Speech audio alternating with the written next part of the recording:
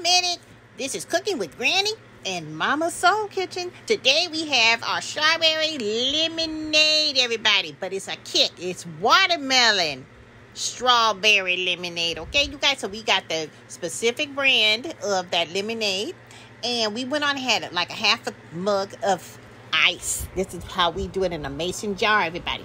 Then we had some chunks of watermelon and we poured our beautiful strawberry lemonade. Now, you know why I like this lemonade? Because it's not as sweet as other lemonades. Yeah, I like it because it doesn't make you super thirsty after you drink it. Exactly. It's like a nice quenching, nice, fresh, refreshing taste. I'm telling you, this is very simple. Ice, strawberry lemonade, and chunks of watermelon. And you can actually chop up your watermelon exactly if you want to do that. But we waited to the game to do that. So this is, again, the strawberry lemonade by Dole. I really like this and I highly recommend it, especially for children, everybody. So it's kid friendly. See more drinks on our YouTube channel. Come on over.